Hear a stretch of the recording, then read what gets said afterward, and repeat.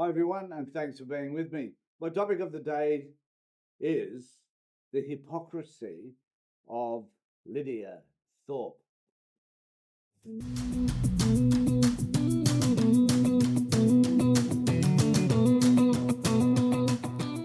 Now, some of those people that watch my videos, not very many, but some of them, may wonder what this has got to do with anything that's important to them, given that many of them have come from the United States.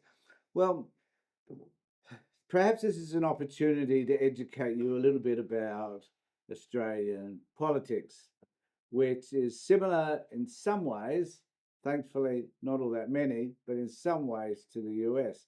And that's particularly in terms of the way we treat our Indigenous population.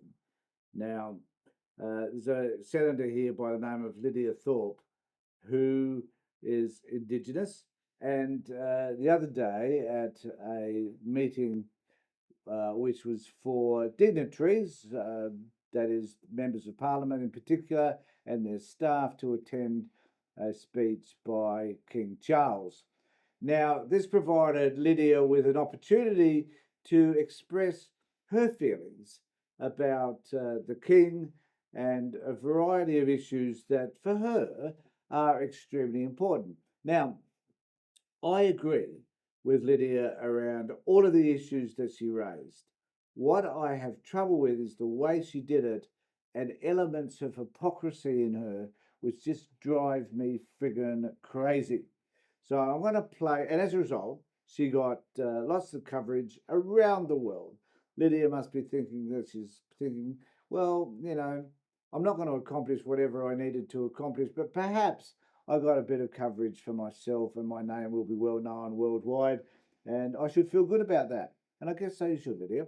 But the point being that she got the coverage, she enjoyed her 15 minutes of fame, I would think, but it will go away because none of what she wanted will she attain behaving in the way that she did. And I'm going to play a clip from Times Radio where Lydia is interviewed, and it'll just give you a sense as to what this was all about. So here is the interview. The so-called king of your country, not of mine, can take a leadership approach here and bring peace to First Peoples in this country.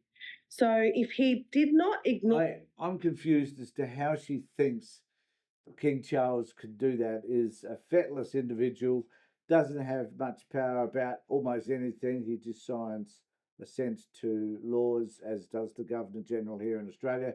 He is powerless. So what she expects he can do is fictional, I think. Or the many letters I've written to him as a senator in the federal parliament in this country, then how else am I to get the attention to say, hey, King, there's a problem in this country? Now, no one thought the King's trip to Australia would be entirely trouble-free, and this morning he was heckled by a senator at the Australian Parliament in Canberra.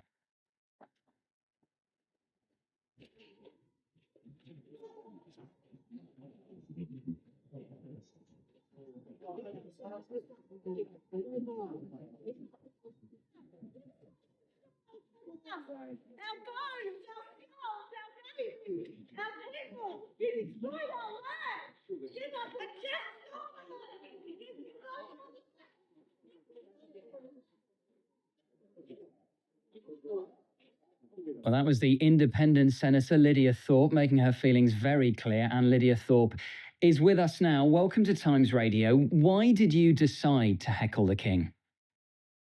Well, I wouldn't consider it heckling. I would say that it is truth-telling, and it's something that this country and many others don't understand, that there was a violent invasion of this country over 200 years ago. Our people still are the poorest people in our own country. Our land has been destroyed.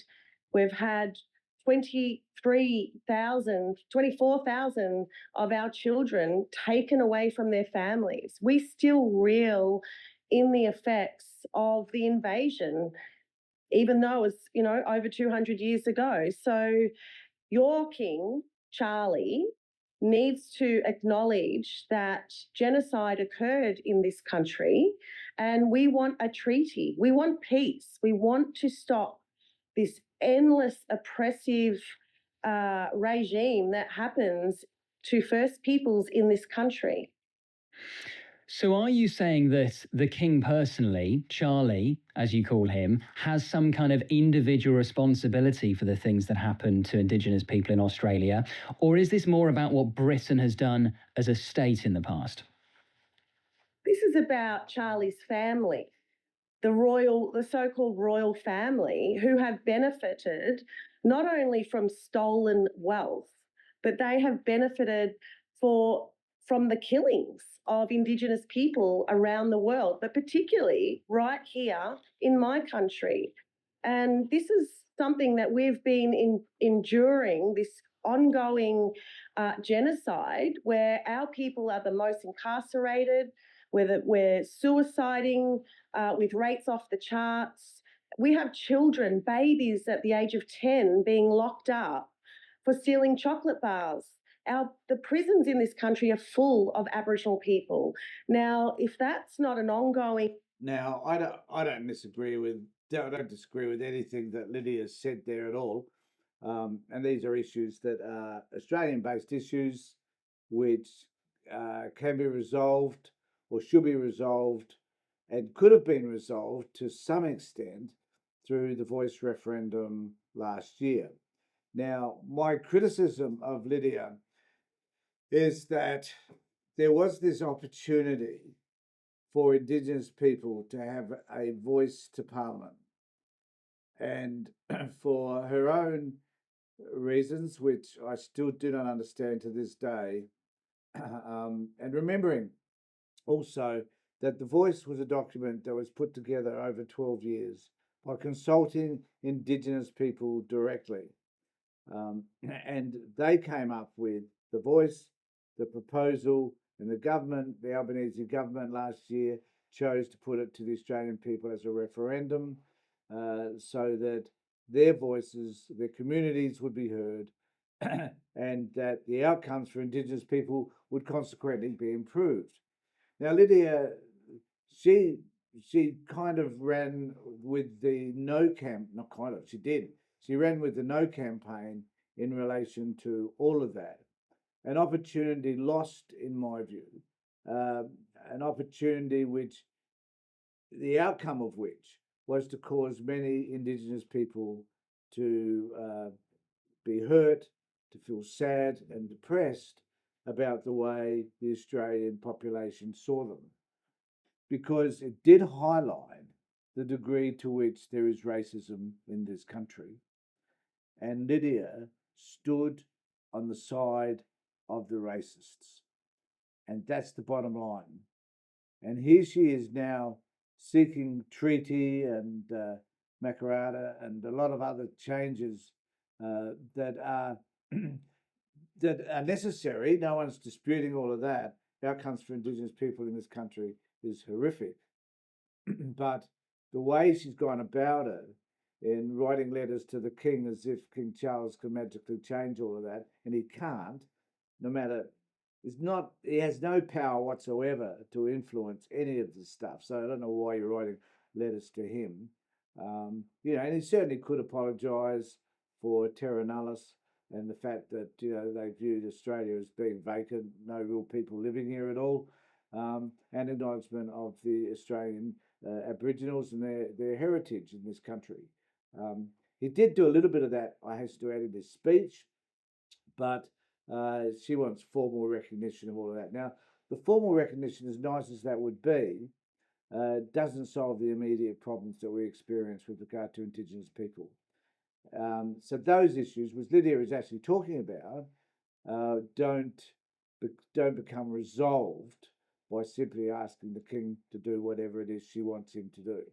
So that's Lydia Thorp. She went, as a result, she got on Times Radio, BBC, CNN did an article on it, and I don't know how many other, Guardian, a whole lot of other news media saw it as being a relevant issue. But it's sad to me because it it becomes this moment of indignation by a person. There's a whole nation of people who are indignant because of the way they've been treated. And Lydia Thorp should not be their voice. And they will argue, a lot of Indigenous people will argue that she isn't their voice. And so the opportunity to change all of that, Lydia, had come, it's gone, and you destroyed it. And here you are making a name for yourself. And I think that that is shameful. Let me know what you think in the comment section below. And, do you think Lydia's behaviour needs to be recognised? Do you think the issues that she raised are relevant? Because I certainly think the issues she raised are relevant. The way she went about it perhaps is a bit distasteful. Let me know what you think in the comment section below.